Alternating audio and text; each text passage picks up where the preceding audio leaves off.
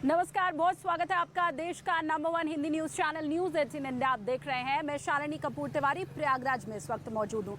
वही प्रयागराज जहां अतीक का कभी सिक्का चला करता था, लेकिन अब सिक्का ऐसा खोटा हुआ है कि न सिर्फ अतीक, उसके बेटे, उसकी पत्नी, उसकी बहनें, सबके ऊपर शिकंजा कस गया है और पूरे परिवार को नेस्तनाबूद करने की तारीख भी अब बहुत नजदीक आ चुकी है। एक एक करके कड़ियां खुलती चली जा रही हैं और बड़ा अपडेट अतीक के बेटे असद के बारे में जो मिला है वो आपको बता देती हूँ। यह खबर मिल रही है कि असद को दिल्ली से मदद मिली थी। उमेशपाल हत्याकांड के बाद सबसे पहले अतीक का बेटा असद दिल्ली की ओर ही भागा था। 3 वहां पर उसके करीबी थे जिसने असद की मदद की थी।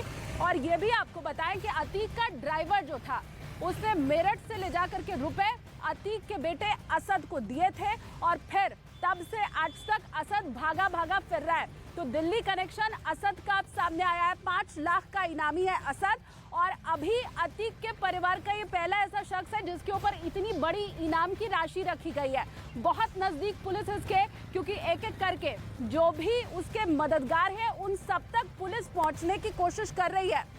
तो प्रयागराज से लेकर अब दिल्ली तक का जो कनेक्शन है वाया मेरठ, वो सामने आ गया है। मेरे सहयोगी इस वक्त मेरे साथ आनंद जुड़े हुए हैं, उनका मैं रुख कर लेती हूँ। आनंद, ये दिल्ली कनेक्शन, 3 मददगार, उन सब के बारे में कोई सुराग लग पाया है क्या?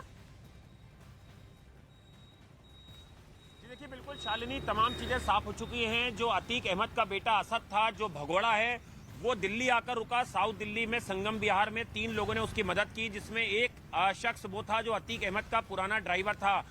जिस वक्त फरारी काट रहा था दिल्ली में असद, उस दौरान उसने अतीक अहमद का जो ड्राइवर था उसे मेरठ भेजा। वहां से मेरठ से वो शख्स जो है वो पैसे लेकर आता। ये पैसे उसने फरारी के दौरान खर्चे करने में इस्तेमाल किए। जिसके बाद जो दिल्ली पुलिस है उसने आर्म्स एक्ट में जो 3 मददगार है उनको गिरफ्तार कर लिया है। उनसे लगातार पूछताछ की जा रही है। वेस्ट दिल्ली के एक बिल्डर पर भी जांच एजेंसियों का शक गहरा रहा है कि ये अतीक अहमद का पुराना राजदार हो सकता है। तो लगातार अब शालिनी दिल्ली एनसीआर में अतीक अहमद के जो हाइडआउट्स हैं उसके रिश्तेदारों के, उस पर लेकर यूपी एसटीएफ, दिल्ली पुलिस की स्पेशल सेल की जो जांच है वो लगातार तेज हो रही है। और असद के बारे में कई और महत्वपूर्ण जानकारियां मिली हैं। जो एक शख्स था 3 लोगों में जो गिरफ्तार किया गया है, उसे साकेत कोर्ट के पास से गिरफ्तार किया स्पेशल सेल ने। तो लगातार इन तीनों से पूछताछ की जा रही है। इनसे ये जानने की कोशिश की जा रही कि किस टाइम पीरियड में जो है वो असद दिल्ली में फरारी काट रहा था और उसकी मदद के वक्त। के बीच आनंद ये है कि हर राज्य में, हर शहर में अतीक के लोग मौजूद हैं और वो अतीक के रिश्तेदारों को, उसके गुर्गों को, जो शार्प शूटर्स हैं, उन तक मदद पहुंचाते रहे हैं। यहाँ प्रयागराज में मैं मौजूद हूँ और अतीक के खौफ की हर तस्वीर यहाँ से मैं आप तक पहुंचा रही हूँ। आनंद ने आपको बताया कि कैसे दिल्ली में मदद मिल गई अतीक के बेटे को वाया मेरठ से पैसा पहुंचा। इन सब के बीच बरेली कनेक्शन जो सामने आया है, अब वो भी आप जान लीजिए। अशरफ, अतीक का भाई, वो बरेली की जेल में बंद है और बड़ी खबर ये मिल रही है कि उमेशपाल हत्याकांड की पूरी साजिश वही बरेली जेल में बैठकर अशरफ ने बनाई थी। ये अहम खबर, अशरफ ने बाकायदा 3 घंटे की मीटिंग जेल के अंदर ही ली थी और वहां पर 8 से 10 लोग पहुंचे थे और बैठ करके बाकायदा मंत्रणा रखी गई कि कहां पर उमेशपाल को घेरना है, कहां पर बमबाजी करनी है, किधर से निकलकर फिर किधर को भागेंगे। ये सारी बातें बरेली जेल में बैठकर रची गई थी। अब वो कौन कौन से लोग थे जो मिलने अशरफ से पहुंचे थे, मेरे सहयोगी अमित जुड़े हुए, वो आगे आपको बताएंगे। अमित, 8 से 10 लोग मिलने चले, 3 घंटे लंबी बैठक हुई, बैठक के बारे में जानकारी दीजिए।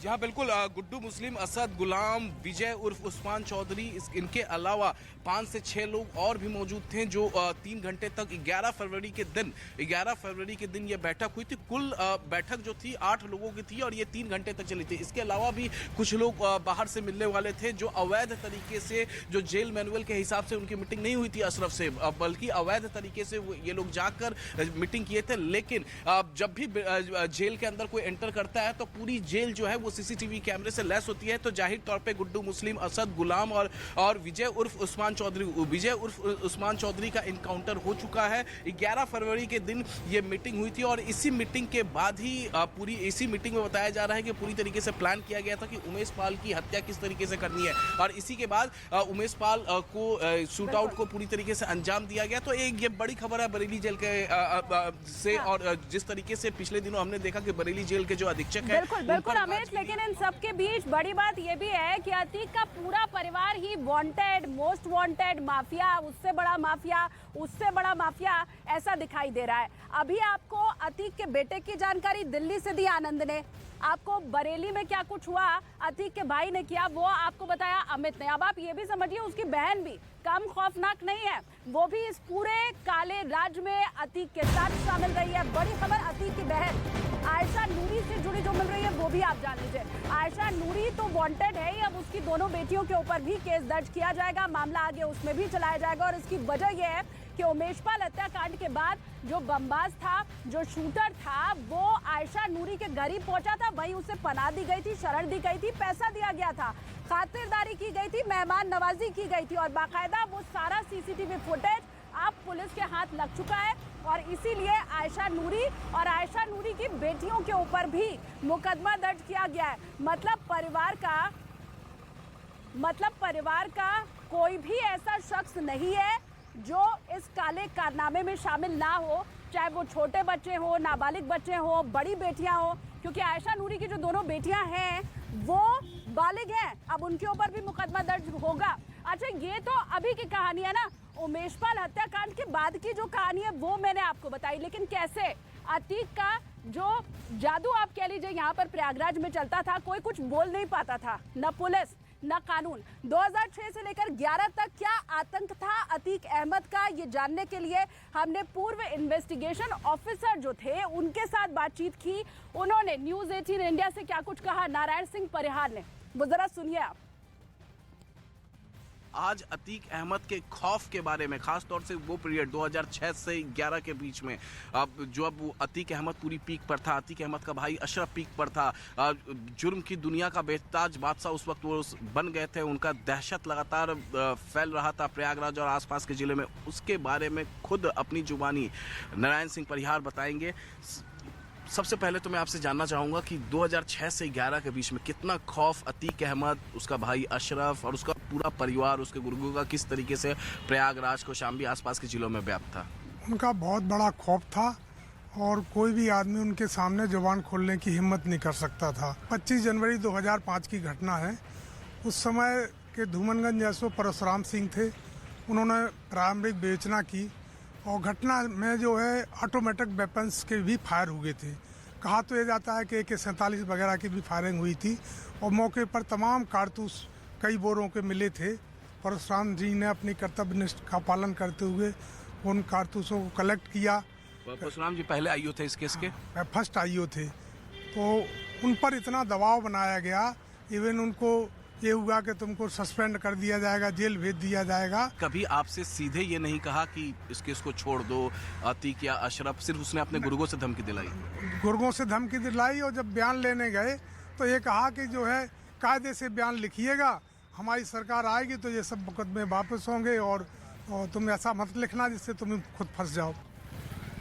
तो ये बातें सुनने के बाद अगर जरा भी आपको संदेह था कि अतीक की मदद कानून के रखवाले भी किया करते थे तो वो भी शक आपका दूर हो गया होगा, क्योंकि पुलिस से पूरी मदद मिलती थी, उस वक्त की जो सरकारें थी उससे बड़ी मदद मिलती थी। और यही वजह थी कि एक माफिया 5 बार विधायक बन गया, सांसद बन गया, लेकिन अब जो जुर्म किए हैं उनका एक एक हिसाब होना शुरू हो गया है। बड़ी खबर जो इस वक्त की है वो आप जान लीजिए।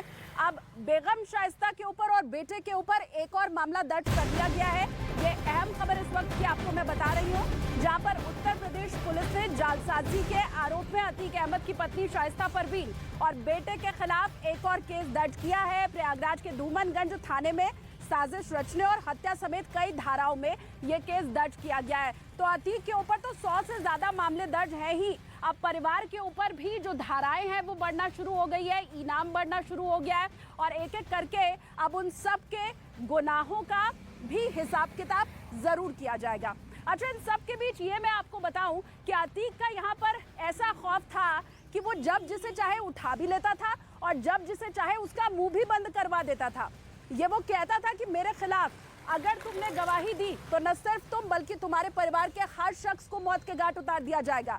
न कोई मुंह खोल सकता था, न कोई कंप्लेन कर सकता था, न कोई पैरोकार बन सकता था। और कैसे ये पूरी दहशत उसने फैला कर रखी थी, इस रिपोर्ट में देखिए आप।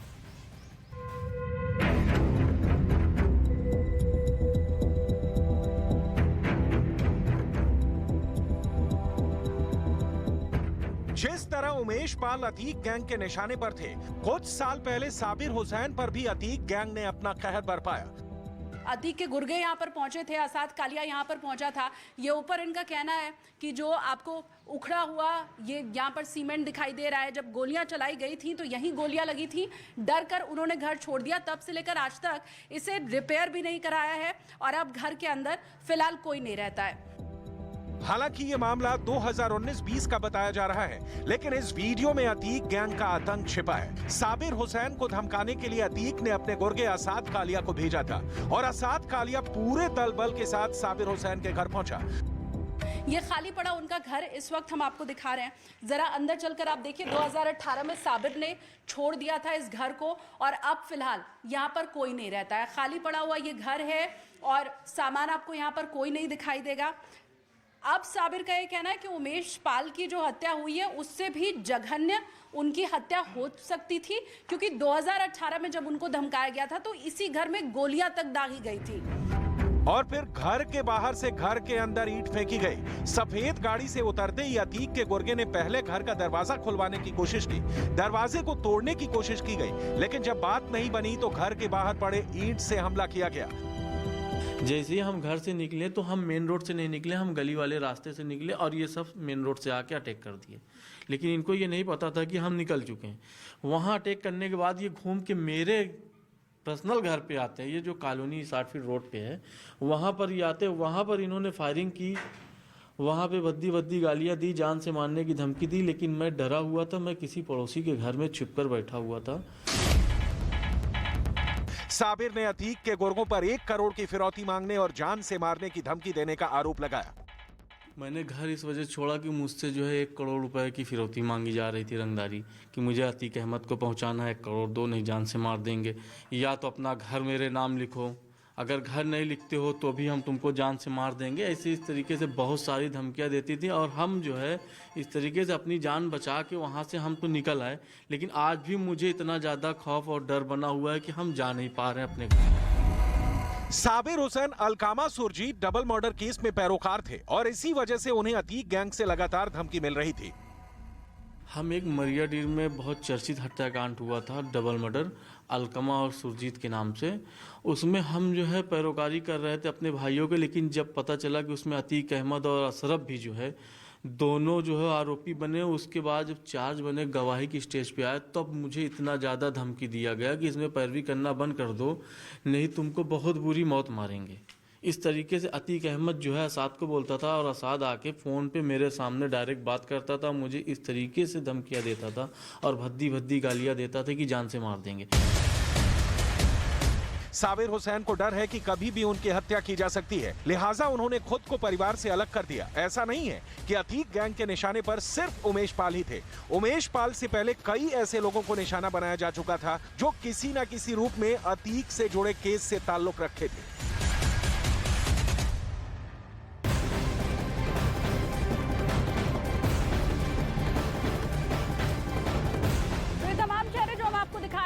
साबिर है, जीशान है, रुखसाना है, ये बस बानगी भर है। तमाम ऐसे नाम हैं जो कई ऐसे हैं जिन्हें ढूंढ पाना अब भी बड़ा मुश्किल है। लोग डरे सहमे हैं, लेकिन जो पहले हुआ वो आगे ना हो, इसके लिए मौजूदा सरकार प्रतिबद्ध है। योगी आदित्यनाथ की तरफ से एक बड़ा बयान दिया गया है।